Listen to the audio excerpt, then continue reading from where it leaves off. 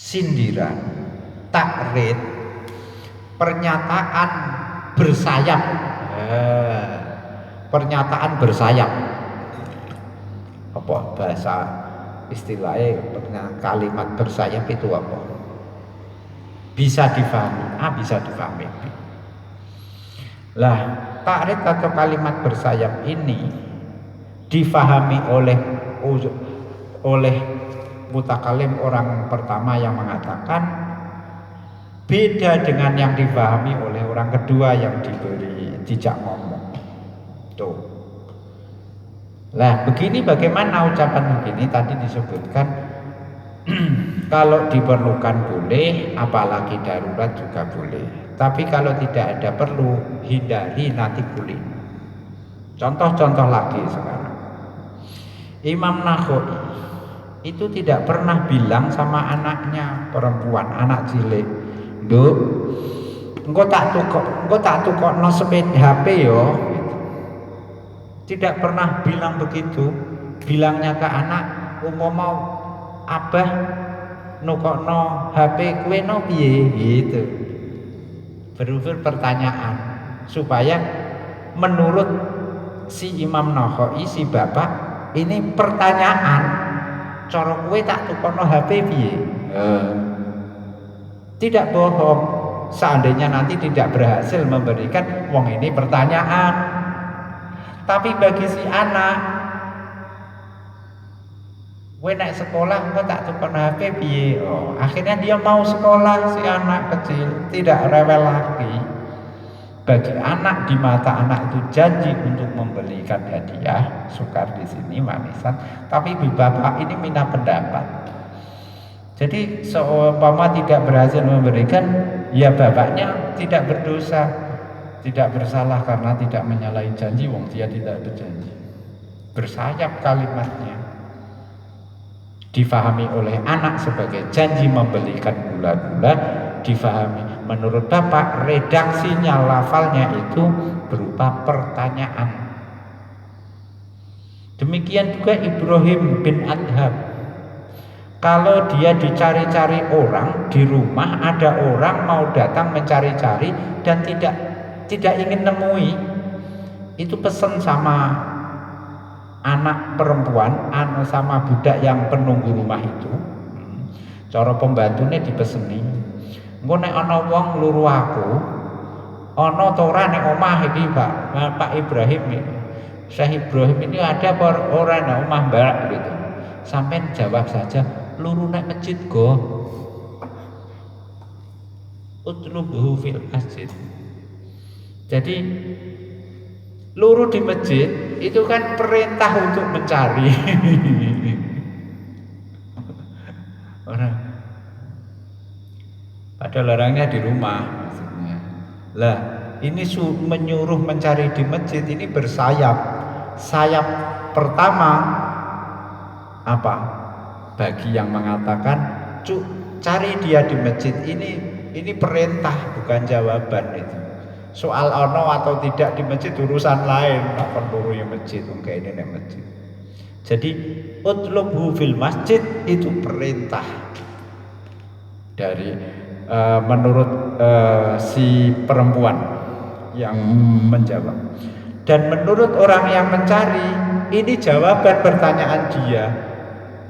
Syekh Ibrahim di rumah, cari di masjid. Oh berarti nek masjid ya omah gak ono gitu. Padahal enggak. Gitu. Paham? Amigo trik itu. Menawa kiai-kiai yo ngono. marai cah dalem menawa yo ngono. Engko nek ana tamu kandhani yo kon luru nek gone anu ngono yo masjid pondok, yo musala pondok. Tuh. Lah tamune tenanan diluru tenan nek ngono. Mboten moten. Mbah yo nek masjid yo gak ana yo mbah. Apa nek liyane lah gitu. Itu juga tidak bohong. Soalnya kalau jujur itu tidak disukai Syekh Ibrahim. Itu. Ini ana wong nagih bang bareng karo omah. Bapak aman oleh. Patusi teng madrasah, bapake madrasah tidak. Patusi madrasah gitu. Oh, berarti bapaknya madrasah. Keri-keri sing tukang bange, tukang narii anu, paham. Wah, iki tahu udah tahu ngaji nih. Itu. Ada lagi Imam itu tadi Imam Nakhoi. Sekarang Imam Ibrahim perintah sama penjaga rumahnya, pembantunya. Kue nek ana kue gawe garisan sik. Ini, Nduk, aku meh turu iki. Wes lah, pun ana tamu ya. Wes ngene tak gawekno garisan bunder sret gitu. Engko nek ana tamu luru aku ya, engko dudinge mboten teng mriki tiyange. Teng mriki yang bunderan ya. Bapak wonten, mboten teng mriki mboten wonten. Mboten wonten teng mriki maksudnya ya dudine iki. Ono akeh acarane nek ngapusi. Yang seperti itu mau kalau dibutuhkan silahkan. Tapi kalau tidak perlu itu berarti ya sama juga kebohongan yang dibungkus gitu ya. Meskipun perkataannya tidak bohong, mboten teng mriki beneran ora bohong. Padus ki teng masjid tidak bohong. Wong ini kata perintah, bukan jawaban di masjid. Bukan di sini, bukan maksudnya bukan di sini rumah itu. Tidak bohong, redaksinya tidak bohong, tapi membenarkan dugaan yang salah. Dugaan penanya yang salah itu tadi mbok benerno, itu ya semi bohong. Takriron lahum ala dhannin kadhib. Ada lagi, siapa ini yang cerita? Ini yang cerita itu adalah Abdullah bin Utbah, masih muda, ya masih kecil anak-anak. Diajak ayahnya sowan Khalifah Umar bin Abdul Aziz. Ini bapaknya pejabat. Anaknya dijak, ayo leh melu sowan sama Khalifah Umar bin Abdul Aziz. Di dalam tidak diceritakan keluar dari sowan. Memang si anak ini pakaiannya bagus. Wong iki sowan bodo kan lambine anyar. Ketemu wong-wong, wih, kowe metu ke istana, bajunya bagus sekali. Itu berarti baju dari khalifah ya?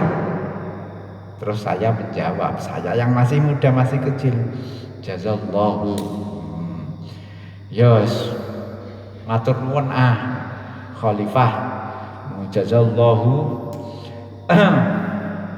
Amirul Mukminin khairan. Moga-moga Mbak Khalifah dibales Gusti Allah. Itu di mata saya tidak bohong, ini tidak redaksinya tidak membenarkan ini pemberian khalifah. Tapi bagi yang bertanya, kowe nek matur nuwun berarti dikai gitu. Nah, yang seperti ini tidak dibenarkan takrid dengan ini. Karena apa? Maksud dan tujuannya ben ketok mentereng. Wih, untuk hadiah ke khalifah kan terus membanggakan. Lah, unsur tujuan kebanggaan itu tidak boleh.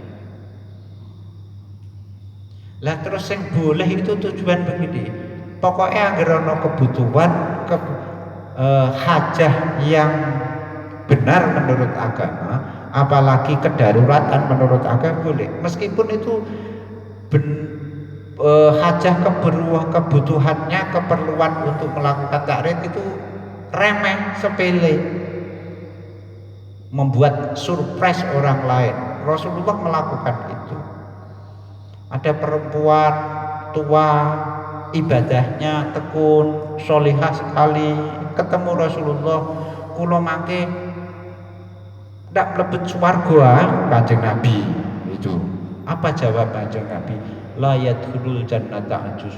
Wong tuwa iku gak mlebu swarga, gak iso yen jero swarga kok ana wong tuwa. Kan nangis ini ibu-ibu, nenek-nenek ini nangis.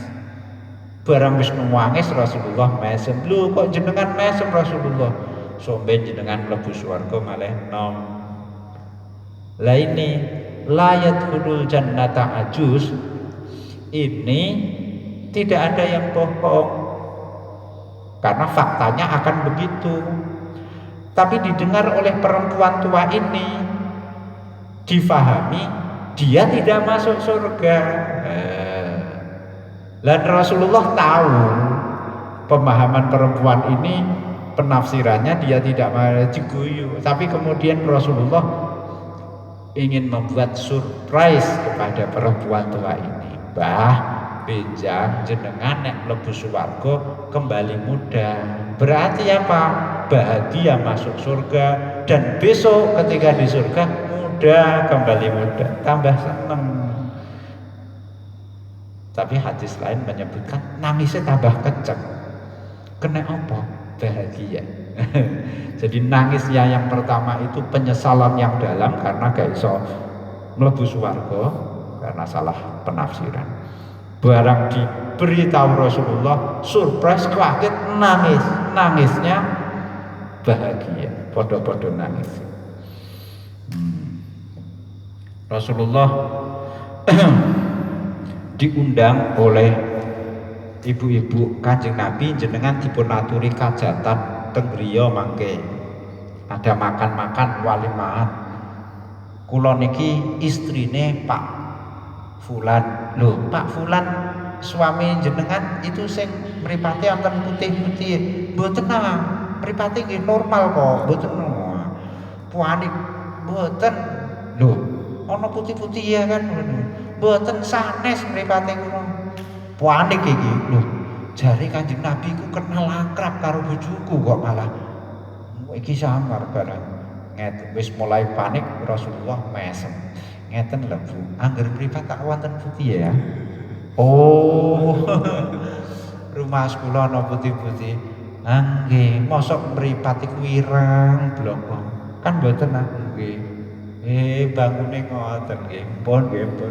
Tiwas kula waduh. Ngeten nggih ayem mangga gitu. Bergurau menyenangkan orang. Boleh. Ada perempuan tua, Mbah, nanti jenengan pulang dari sini tak suruh nganter orang, jenengan dinaikkan anak onta. Loh, kaget. Ampun, anu Kanjeng Nabi, yo anak onta niku bisa apa gitu. Mboten mlampah mawon, ampun Mbah. Jangan jalan jauh rumah jenengan. Lah timbang ditumpakno anak onta malah. Pun jalan mawon mboten Mbah tak tumpakno, wis panik. Wah, pokoke kula mboten barang wis ngono Kanjeng Nabi mesem lagi. Ngeten lho Mbah, maksude anak onta. Sak gede-gedene onta, sak tua-tuane onta, dia anak dari tetap anak onta dari induknya. Mosok onta tuwek, onta gede ku anake. Wedhus sak mboten Mbah. Oh, ngoten nggih. Pun. Itu sepele, ghorodin khafifin, tapi menyenangkan orang lain seperti itu boleh, tapi segera diluruskan loh ya. Lah nek iki mau wong wedok tuwa Mbah, la yadkhulul jannata ajuzun, wonge nangis terus Kanjeng Nabi lunga ditinggal lunga. Wah ya kacau. Nangis iso bunuh diri nih. Frustasi dikonono Kanjeng Nabi, harus segera diluruskan. Wa amal kadibu, kesimpulannya boleh melakukan taklid jika dibutuhkan atau ada kedaruratan, termasuk yang dibutuhkan itu untuk yang sepele-sepele saja, asal untuk menyenangkan orang lain, itu niat baik. Kalau sekedar untuk tujuan yang tidak baik menurut agama, ya tidak boleh, seperti supaya membanggakan diri. Tapi nanti ternyata antara yang boleh dan yang tidak boleh itu ada tengah-tengah. Tengah-tengah ini intervalnya panjang. Kanjeng Nabi seperti itu boleh, tapi kemudian di kesempatan lain ini intervalnya panjang. Yang ini cenderung boleh atau cenderung boleh. Nah itu yang ukur. Nah, ini perlunya kita yang tahu hanya kita sendiri. Wa amal